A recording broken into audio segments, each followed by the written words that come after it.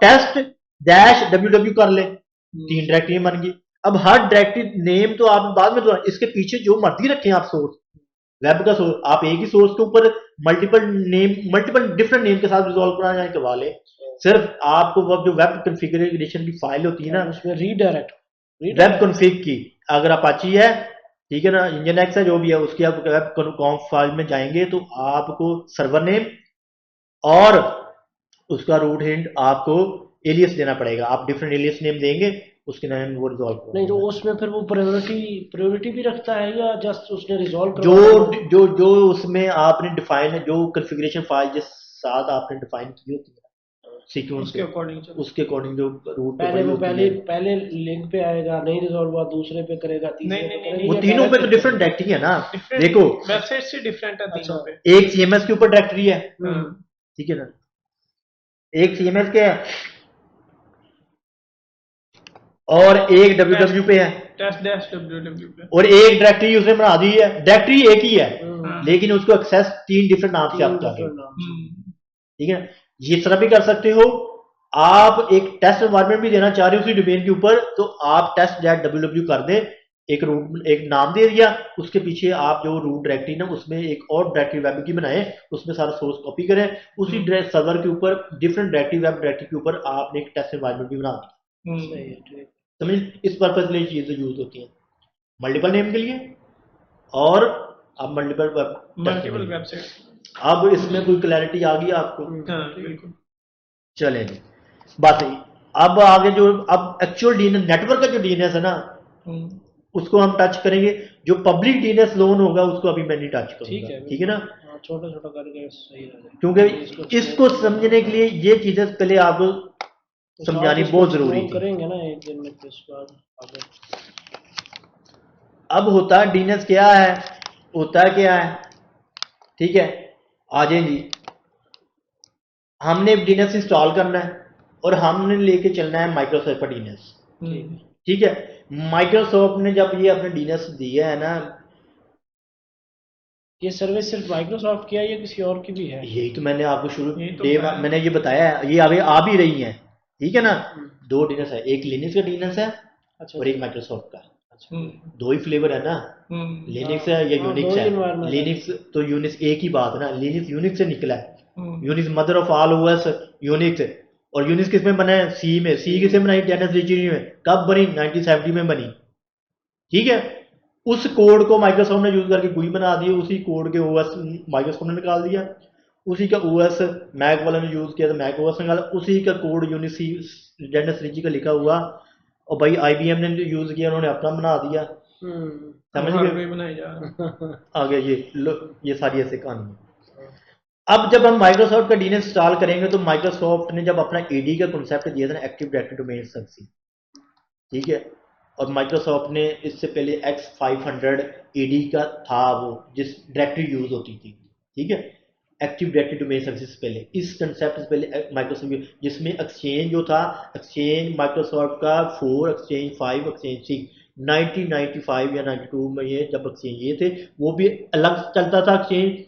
80 लाख चलती थी X500 की डायरेक्टरी, यानी कि जिसमें वो फाइलें बनाता था, जिसमें रैकेट स्टोर करता था, ठीक है। 2000 में इन्होंने विंडोज सर्वर 2000 जब निकाला तो इन्होंने ना माइक्रोसॉफ्ट की एक्टिव डायरेक्टरी डोमेन सर्विस का कॉन्सेप्ट दिया, ठीक है, जिसमें इन्होंने मर्ज कर दिया एक्सचेंज 5 को और एक्टिव डायरेक्टरी X500 की डायरेक्टरी को, और उसका नाम दे दिया एक्टिव डायरेक्टरी डोमेन सर्विस।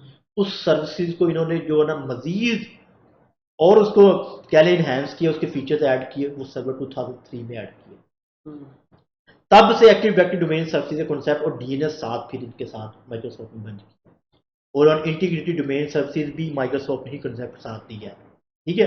तो मैंने आपको डीएनएस डोमेन के रेस्पेक्टिव से बढ़ाना है, ठीक है, और यही फीचर जो अदर डीएनएस सर्वर कोई भी आप लेंगे तो ये सब कुछ उसी में पाया जाएगा, सवाए इसके कि एक्टिव डायरेक्टरी डोमेन सर्विसेज और सेकेंडरी और स्टब जोन ये उसमें नहीं आएंगे।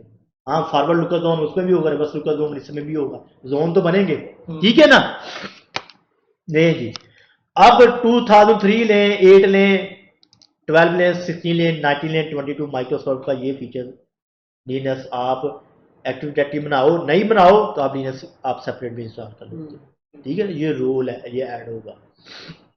एक्टिव डेटाबेस का रोल ऐड करोगे, साथ इसका भी मांगेगा फीचर डीएनएस को ऐड करना है कि नहीं करना है। द फर्स्ट डीएनएस सिस्टम क्या था? Berkeley internet name domain and was created back 1980। ये 1980 वही जब माइक्रोसॉफ्ट ने अपना command base operating system launch किया था, ठीक है।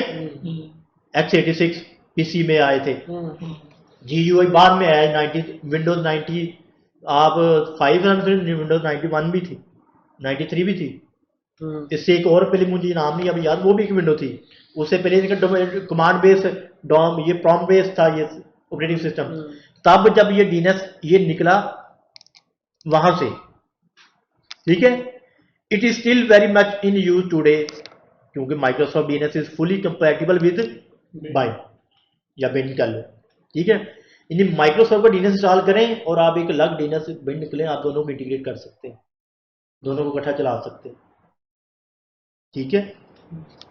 क्योंकि माइक्रोसॉफ्ट के डीएनएस के वो अपने उसके एक्टिव डायरेक्टरी के फीचर्स हैं, वो डोमेन डायनामिक अपडेट, वो प्राइमरी इंटीग्रेटेड जोन के साथ इंटीग्रेशन, ठीक है ना।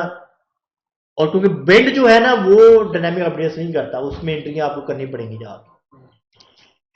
It is possible in a Microsoft network using BIND or another alternative DNS system, however it is harder to integrate with Active Directory. कि आप इस बिंड एक्टिव डायरेक्टरी के साथ हो जाएगा लेकिन ये मुश्किल है, ठीक है। If you are using Microsoft DNS, अगर आप कहते हैं माइक्रोसॉफ्ट डीएनएस यूज करें तो आप बिंड को इंटीग्रेट कर सकते हैं, लेकिन मुश्किल है। This is because Microsoft DNS using dynamic secure updates. ये वही वाली बात मैं आपको बता रहा हूँ, जो माइक्रोसॉफ्ट का डीएनएस है ना वो डायनामिक सिक्योर अपडेट्स यूज करता है using active directory integrated zone. इसमें जो उसका जोन है ना इंटीग्रेटेड का, उस वजह से ये जो माइक्रोसॉफ्ट का डीएनएस सर्वर है ये इंटीग्रेशन में जो बिंड डीएनएस सर्वर है लिनक्स का यूनिक्स का, उसमें इंटीग्रेशन में प्रॉब्लम आती है और ये हार्डर है इंटीग्रेट करना। क्यों? इस फीचर की वजह से, समझ गए। कहता है clients and domain controller can update their DNS records, DNS servers, ठीक है ना। Clients and domain controller can update DNS record on DNS server. ऐसा ही है, कोई क्लाइंट डोमेन को ज्वाइन करता है तो वो अपना नया रिकॉर्ड क्रिएट करता है डीएनएस सर्वर पे, या आईपी आपने क्लाइंट, मैंने एग्जांपल दी थी पीछे क्लाइंट की, आपने आईपी चेंज किया डायनामिक अपडेट के थ्रू उसी वक्त जाके डीएनएस में जाके अपडेट होता है। अगर डीएनएस सर्वर में डिफरेंट डोमेन, अगर एक ऐसा एनवायरनमेंट जिसमें मल्टीपल डोमेन कंट्रोलर हैं और साथ डीएनएस सर्वर भी हैं, तो डोमेन कंट्रोलर जो है वो डायरेक्ट अपना रैकेट अपडेट कर सकता है डीएनएस में। एक DC1 के ऊपर अगर डीएनएस सर्वर होस्ट है तो DC2 डोमेन कंट्रोलर 2 3 4 उसको रैकेट को कौन सा A record, PTR record, reverse record, ठीक है ना, इन रैकेट को अपडेट। क्या मतलब दो ही चीजें अपडेट होंगी, या तो नेम होगा या आईपी होगा, इससे बाई गेम नहीं आनी, ठीक है।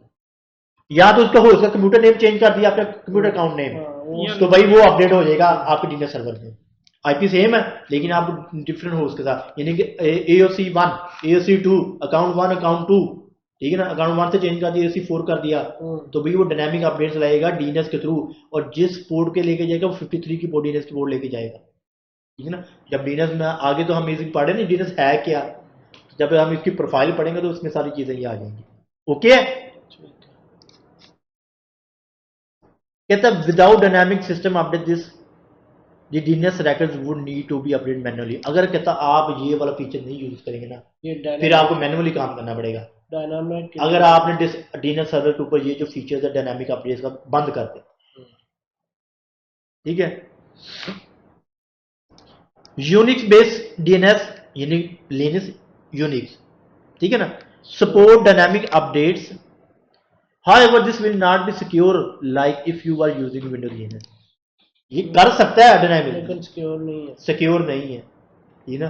क्योंकि ये जो विंडोज का डीएनएस लेके आएगा भाई वो कर्बरस थ्रू ऑथेंटिकेशन लेके आएगा कर्बरस, ठीक है ना।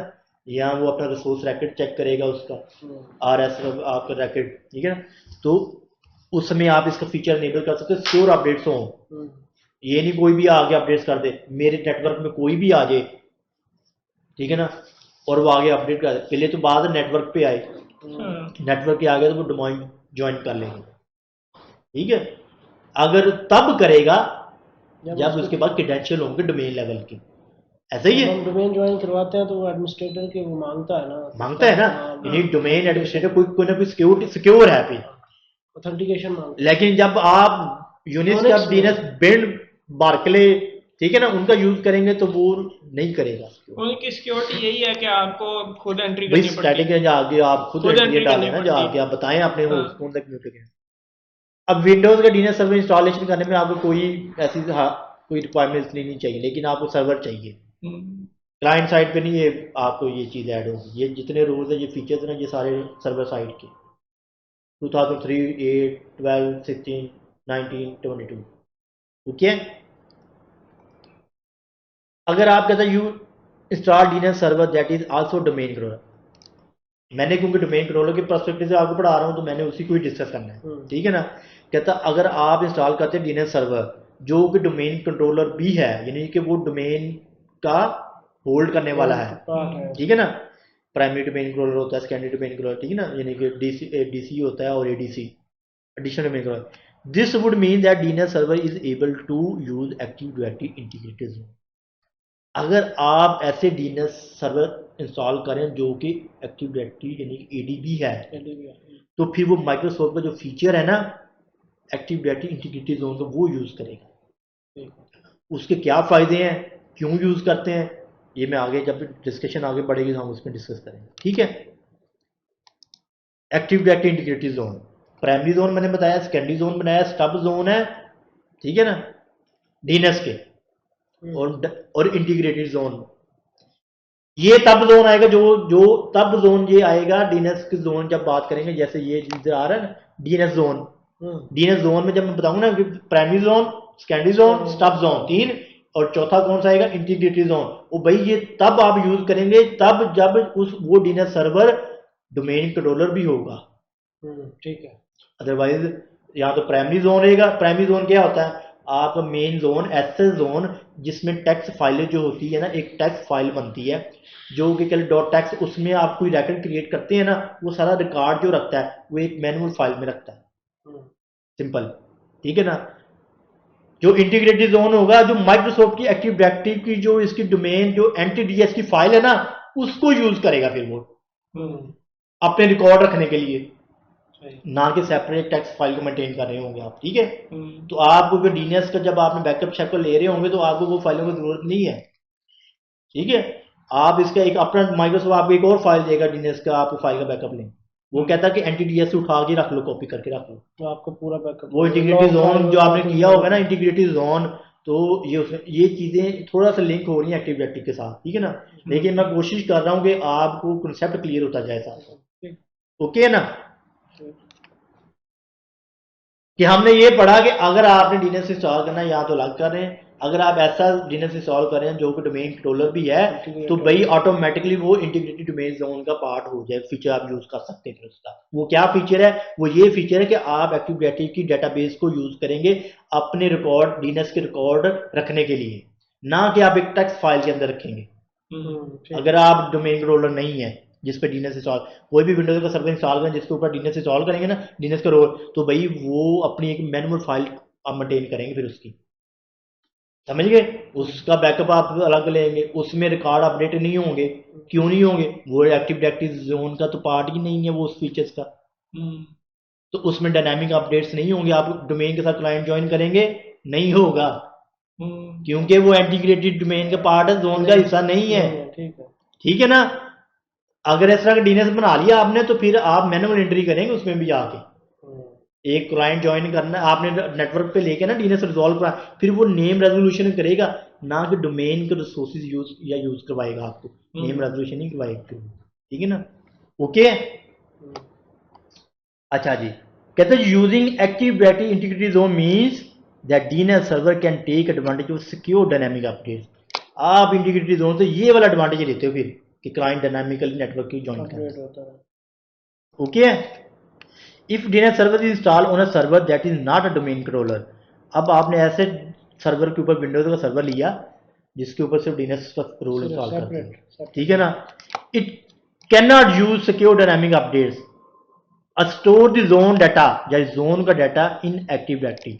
वही बात जो मैंने अभी रिपीट की ठीक है कि एक्टिव डायरेक्टरी में ये डाटा नई जोन का स्टोर, जो भी जोन बनाएंगे ना आपने आपने जी, अब मैं बताऊंगा आपको इतना कंसेप्ट एक्टिव डायरेक्टरी के साथ मर्ज कर दूंगा क्योंकि जोन आ रहे हैं। मैंने आपको एक डोमेन बनाई है राना डॉट या cms.com, ठीक है ना। अब मेरी एक लोकल डोमेन तो ये है, लेकिन मेरी पब्लिक डोमेन क्या है, ठीक है ना, या ऐसा कर ले मेरी लोकल डोमेन है cms.local और पब्लिक डोमेन मेरी है cms.com। अब जब ये क्लैश आएगा ना तो आप पब्लिकली नाम नहीं रिजॉल्व करवाएंगे। फिर कोई वेब सर्वर आप जब पब्लिश करेंगे ना, क्योंकि जब अब उसका जोन ही नहीं है आपके पास जोन है लोकल, तो वो जब रिजॉल्व करवाएगा वो आपको कहेगा इसका नाम, अगर वेब सर्वर 1 है www, ठीक है, .cms, तो www वेब सर्वर को होस्ट की हुई फाइल, ठीक है, web1 www1, तो भाई वो .local के ऊपर क्यूरी भेजेगा उस जोन के पास। तो हम क्या करते होते हैं फिर इस चीज को आपको ऐसे हैंडल करते हो कि आप एक नया जोन बना देते हो जो कि पब्लिक जोन होता है, ठीक है। वो मैं आपको जब हम डिटेल्स पढ़ेंगे आगे बताऊंगा कि जोन कैसे क्रिएट करते हैं, क्यों करते हैं, मल्टीपल जोन क्रिएट करते हैं। जैसे जी मेरे पास डोमेन है जी, छोड़े इसको सीएमएस को, आपने एक और डोमेन आप रिजॉल्व करवानी है, ठीक है। आप कहते हैं जी मेरी जो डोमेन है cms.local है और एक मैंने डोमेन ले ली है, ले लें जी आप ले लें facil.com। अब मेरे डीएनएस के पास फैसल को तो नहीं है डोमेन, तो मैं क्या करता हूँ, मैं facil.com का जोन बना देता हूँ अपने डीएनएस सर्वर पे, और जब भी facil.com का रिकॉर्ड उसमें सारे उसके रिकॉर्ड बनने शुरू हो जाएंगे, ए और पीटीआर, जब वो रिजॉल्व होना शुरू होंगे ना तो आपकी ऑटोमेटिकली क्यूरीज आप उसके ऊपर जो रिसोर्स रखेंगे रिजॉल्व हो जाएगा, ठीक है। ये हम डिटेल के साथ डिस्कस करेंगे। Windows DNS server also requires the server that at least have static IP. DNS server के लिए आपको स्टैटिक आईपी चाहिए, ठीक है, ठीक है। इसके बगैर, क्योंकि इसने स्टैटिक ही रहना है, डीएनएस सर्वर को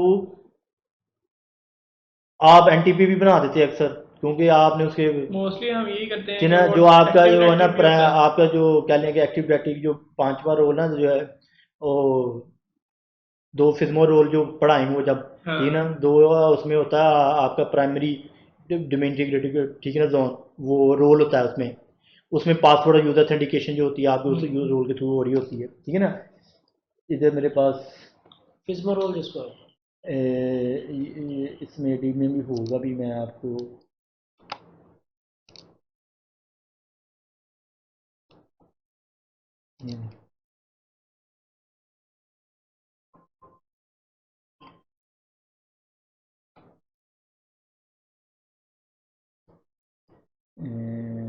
किधर गया अपडेट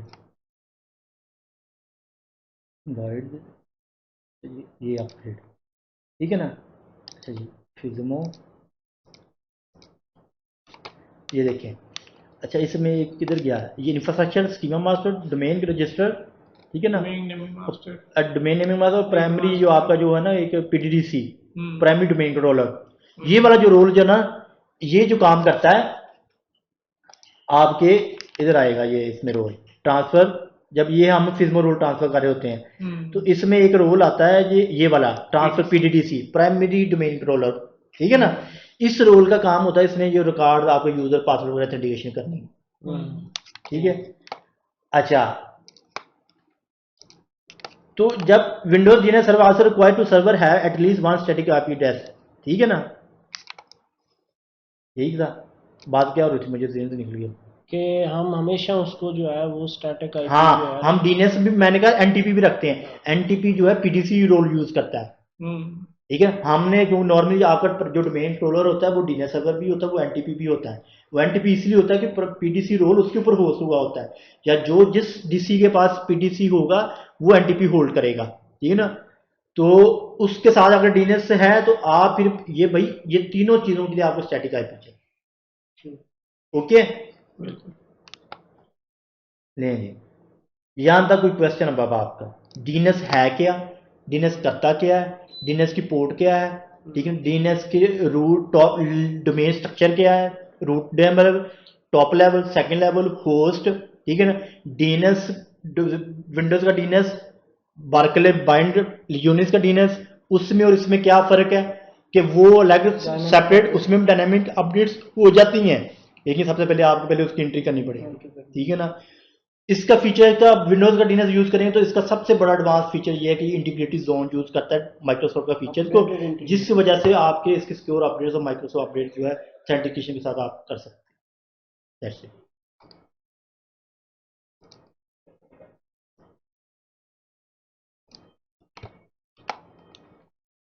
अच्छा जी, इसमें अगर आप कहें जी एट how to install Microsoft Windows server, हम ये नहीं देख रहे हैं, ठीक है ना, 8 में, 12 में, 2 में, 3 में। Before you start install you need to ensure that you have static IP, ये मैंने आपको बताना है। This static IP address can be IPv4 IPv6 दोनों हो सकता है, ठीक है ना। To install DNS open server manager from quick launch start menu में जाएं, आप सर्वर मैनेजमेंट में जाएं, select roles and select roles from right hand side फ्लॉम फ्लॉम फ्लॉम, ठीक है ना, until you get this selection from this screen। ये वो आप पूरा तरीका हम इसको देख रहे हैं जो हम करके देखेंगे। या हम सपोज करें कि आपको आता है डीएनएस इंस्टॉल करना, ठीक है, इसमें कोई मुश्किल नहीं है, ये हमने बड़ी दफा की। Once install complete you can administrate DNS. अच्छा, मैं ये लें जी, मैंने आप एक डीएनएस सर्वर के ऊपर आया, वो जो बात कर रहा है सर्वर मैनेजर में जाएं, ये सर्वर मैनेजमेंट में जाएं, आप लोकल सर्वर में जाएं, ठीक है, dashboard add roles and features, ये वो कर रहा है जो मैं आपको तो बताने की कोशिश कर रहा हूँ, ओके है। जिसके ऊपर आपने जाना है, ये नहीं देखिए ये डीएनएस का फीचर, ये एक रोल इंस्टॉल है डीएनएस सर्वर, क्योंकि ये एडी के साथ इंस्टॉल हुआ है, ठीक है। अच्छा, अब आपने माइक्रोसॉफ्ट का डीएनएस सर्वर एक्सेस करना है तो भाई टूल में जाके डीएनएस सर्वर को ओपन कर ले। ये एक डीएनएस सर्वर है, ठीक है, इसके अंदर ये जोन है, ये फॉरवर्ड है, ये रिवर्स है, ठीक है। फॉरवर्ड ने कहा काम करना है, आप नेम डालेंगे और उसका आईपी ढूंढ के ला के देगा। रिवर्स ने क्या करना है, आप नेम देंगे, उसका आईपी ढूंढ के ला के देगा। लेंगे राना.डॉकल। अब ये इसको हम बोलते हैं रैकेट है इसके, जिसमें ए रैकेट है। रिवर्स में आप जो रिवर्स लुकअप जोन होगा उसमें रिवर्स रैकेट होगा, पीटीआर पॉइंटर रैकेट इसको बोलते हो, ठीक है। जो फॉरवर्ड जोन होगा उसमें ए रैकेट होगा और एलियस सी नेम होगा आपका, और ये कुछ और रैकेट है जो मैं डिटेल से पढ़ाऊंगा। स्टार्ट ऑफ अथॉरिटी क्या होता है, NS racket, name server racket, ठीक है। ये दो जोन है, और अब मुझे एक अगर और जोन चाहिए ना तो भाई मैं इस पे एक नया जोन क्रिएट कर लूंगा, जिसको मैंने वो आपको जोन यूजर नीड के मुताबिक, यूजर नीड के मुताबिक। अब ये इसमें इंटीग्रेटेड जोन कहाँ पे आ रहा है, ठीक है ना भाई, ये डोमेन के साथ इंटीग्रेट हुआ है रिवर्स। जब आप जोन ये देखें, वो इसलिए मैं अभी करा रहा हूँ क्योंकि अभी आप मैच्योर नहीं उस लेवल पे। आप कहते हैं create default new zone create करें ना, पूछेगा इधर न्यू जोन, ठीक है, आया कहता है प्राइमरी जोन बनाना है, सेकेंडरी बनाना है, स्टब जोन बनाना है। वो जो जो जो जो अपडेटेड की बात कर रहे हैं ना, अपडेटेड इंटीग्रेटेड जोन। ये देखो, प्राइमरी जोन बनाना है, सेकेंडरी जोन होता है बैकअप के लिए, रीड कॉपी होती है। स्टब जोन होता है जो नेम सर्वर रखता है, मैं डिटेल से पढ़ाऊंगा आगे। ऐसा हम अक्सर जगह ना जहां हमें पता हो हमारा हार्डवेयर चोरी हो सकता है, हम सिर्फ ना स्टब जोन बना के रखते हैं कि उसमें रैकेट ना हो लेकिन नेम सर्वर की एंट्री हो, एनएस रैकेट हो, उसमें डीएनएस टू डीएनएस रिजॉल्व हो, बाकी और चीज कोई ना पता हो, कोई रैकेट ना हमारे डीएनएस सर्वर कोई उठा के लेगा, समझो सब कुछ गया आपका, सारी सिक्योरिटी ब्रीच है आपकी, ओके है। जब आप कहते हैं जी प्राइमरी जोन बनाए तो फिर वो पूछता है कि टू आर डीएनएस, ये बताऊंगा ना कि रेप्लिकेट करना है क्या, to all DNS server running on domain controller in this domain, कि इस डोमेन में जितने डीएनएस सर्वर हैं उनके ऊपर आपने मुझे इस जोन को इंस्टॉल करना है, या to DNS server running domain controller in this forest, कि इस फॉरेस्ट के अंदर जितनी डोमेन है उन सब के ऊपर ये डीएनएस सर्वर इंस्टॉल करना है। ये डोमेन का कॉन्सेप्ट है, एक डोमेन है, एक फॉरेस्ट में मल्टी जितनी मर्जी डोमेन बनाओ, ठीक है। अब उन डोमेन, एक फॉरेस्ट में मैं मेरे राना की भी डोमेन है, कैसर की भी डोमेन है और फैसल की भी डोमेन है, तीनों डोमेन के ऊपर ये डीएनएस सर्वर काम करेगा भी करेगा। उस लेवल का चाहिए तो इसको क्लिक करेंगे, इस लेवल। अगर सिर्फ फैसल की डोमेन या राना की डोमेन को आपने उसका डीएनएस सर्वर को मैनेज करना है तो फिर आप उस डोमेन में जितने डीएनएस सर्वर है ना, वो एक हो, दो हो, तीन हो, उनके जरूर। अच्छा जी, अब कैसे फॉरवर्ड बनाना है कि बस बनाना है, जोन का नाम रख दें, ठीक है। इसी तरह मैंने कहा मैं फैसल डॉट काम का भी जोन बना सकता हूं भाई,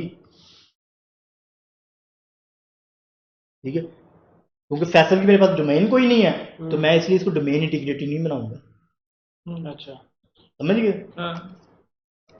वो जब आता है ना वो जोन, जब आप पहली दफा डीएनएस उसमें आपको पूछ रहा होता है, ठीक है। अभी मैंने जस्ट आपको शक्ल दिखाई है और शक्ल दिखा दी है, तो बस इतनी अभी देखें शक्ल इसकी। ओके, इस तरह कहता है जी इंस्टॉल करना है। और मैंने आपको बताया जस्ट क्लिक करके मैंने आपको यानी कि कंज्यूम कर रहा हूं कि आपको ये इंस्टॉलेशन करनी आती है। आ जाए जी आप इसकी नेम स्पेस के ऊपर। नेम स्पेस क्या, ये जो मैंने चीजें डिस्कस की है ना, यही है सब कुछ।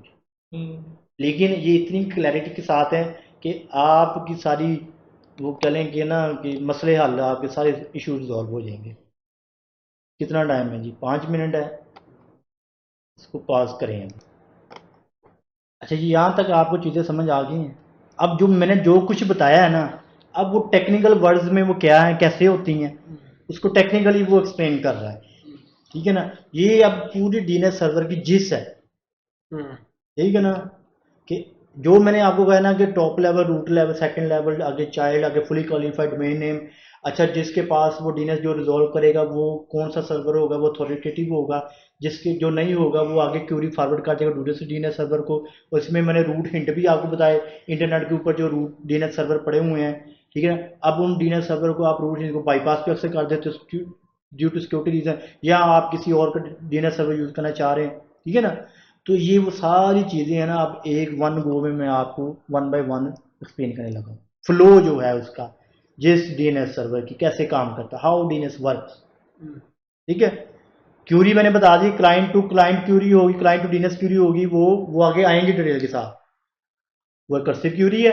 डीएनएस टू डीएनएस जो क्यूरी होती है उसको आइटरेटिव क्यूरी बोलते हैं, वो आपके क्यूरी से बताएंगे।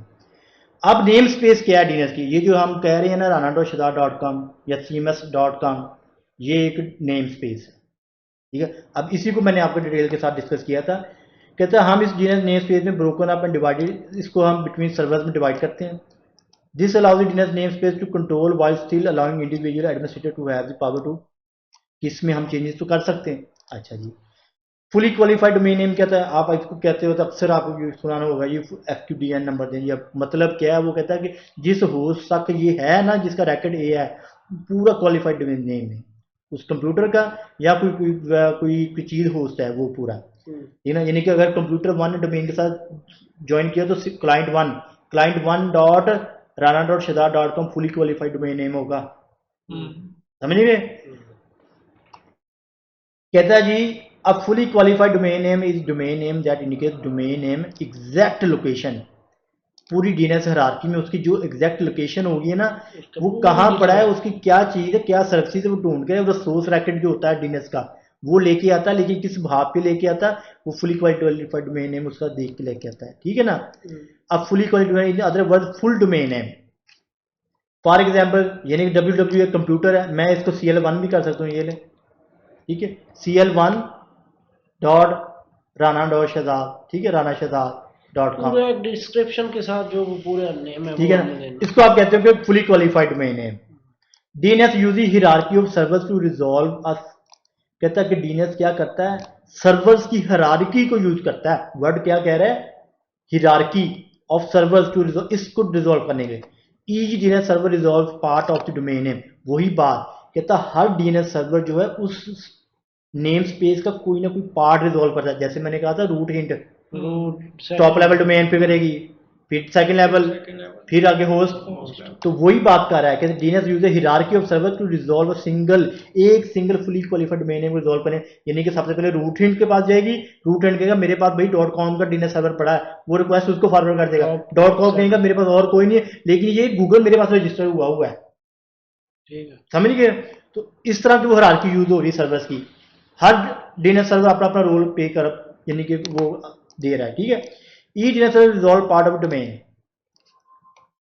ठीक है, until the file DNS server is able to return the record for the, until जब तक वो होस्ट रैकेट या क्लाइंट या होस्ट यानी www या जब तक वो नहीं मिल जाता तब तक ये प्रोसेस चलता रहता है। Dividing up the DNS name space, dividing up the DNS name space allow decentralize, ऐसा ही है ना, डिसेंट्रलाइज कंट्रोल हो गया। एक रूट हिंट कहां पड़ा है और .com का डीएनएस सर्वर कहां पड़ा है, ठीक है। आगे गूगल जो है उसका अलग है, उसका होस्ट अलग पड़ा है, तो डिसेंट्रलाइज ये डीएनएस सर्वर पड़े हुए हैं, सेंट्रलाइज कंट्रोल नहीं है। यानी कि इसका मतलब ये फॉल्ट टॉलरेंस दे रहा है और लोड बैलेंसिंग भी दे रहा है आपको। एक डीएनएस सर्वर 24 घंटे, जिससे कोई इशू नहीं है। और भाई जब